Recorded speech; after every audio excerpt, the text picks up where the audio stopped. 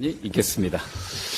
네, 수고 많으십니다. 우리 당은 그동안 교육위원회에서 국가장학금과 또 취업 후 학자금 대출, 신청 자격 확대가 필요하다고 국민의 힘을 지속적으로 설득을 해왔었습니다. 그럴 때마다 국민의 힘은 우리 당의 이러한 요구에 대해서 한결같이 예산이 없다, 예산이 부족하다는 핑계로 반대만 일삼아왔습니다.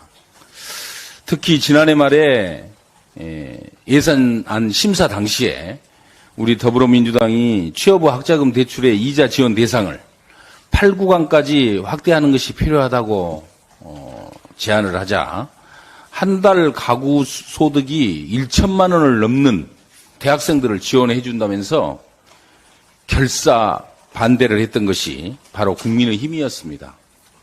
그런데 이제 총선을 앞두고 느닷없이 소득 하위 80% 국가장학금을 지원하겠다 이렇게 말을 합니다. 갑자기 입장을 바꾼 이유 분명하게 밝혀야 합니다. 민주당이 지원을 하면 포퓰리즘, 그러면서도 자신들은 국민의힘의 지원은 공약이라고 말하는 것, 이것은 내로남불의 전형이라고 말할 수 있습니다. 국민의힘은 다른 총선 공약과 마찬가지로 이번 공약도 표류부동 자기 모순의 대표적인 정책이다 이렇게 분명하게 규정을 하겠습니다. 그렇지만 늦게나마 우리 청년들의 간절한 소망이었던 학자금 지원 방안을 수용해준 정부 여당의 입장 변화는 그나마 다행이다 이렇게 분명하게 또 함께 말씀을 드립니다.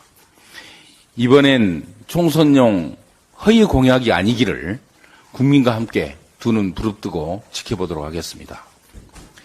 그런데 한 가지 걱정되는 것이 있습니다. 정부가 대학 등록금마저도 국고 지원은 이론도 없이 초중등 교육 지원을 위한 교부금을 사용하는 것이 아닌지 그 재원에 대해서 의심을 하고 있습니다. 박근혜 정부 때부터 시행되어 온 국가장학금 제도는 시행부터 현재까지 국고를 통해서 지원이 되고 있습니다. 윤석열 정부가 동생 돈 뺏어서 형님 지원해주는 무도한 예산 돌려막기를 하지 않기를 분명히 경고합니다. 또한 정부의 초부자 감세 정책 때문에 올해 지방교육 재정교부금 예산은 지난해보다 6조 9천억 원이 줄어든 약 69조 원으로 추정이 되고 있습니다. 여기에 더해서 총선을 앞두고 윤석열 정부는 유보통합, 늘봄학교 등 막대한 재정이 소요되는 사업을 국고 지원은 없이 교육청이 알아서 해라는 식으로 떠넘기기를 하고 있는 상황입니다. 예산 지원도 없고 국가가 뒷짐지고 관망하는 사이에 백년 대계가 무너지는 것은 아닌지 우리 국민들은 불안해할 수밖에 없는 상황입니다.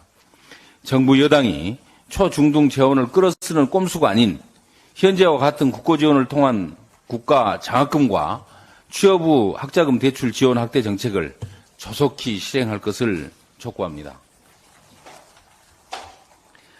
집권 2년 동안 민생은 나몰라라고 한 달에 한 번꼴로 해외 출장을 다니던 윤석열 대통령.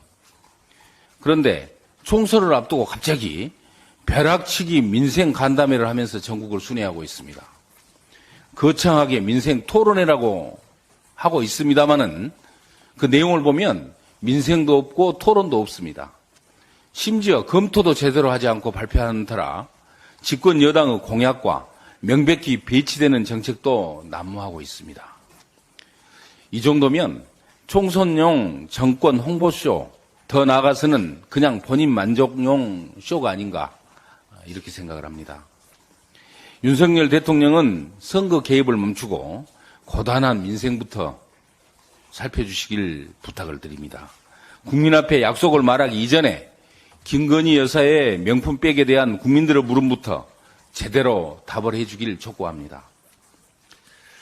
어제 우리 더불어민주당은 소상공인 맞춤형 지원 패키지 공약을 발표를 했습니다. 민주당은 소상공인 정책 자금과 저금리 대환대출 예산 확대 등을 통해서 금리 부담을 낮추고 임대료 지원과 소상공인 에너지 바우처 도입 등으로 비용 부담을 덜어드리도록 하겠습니다.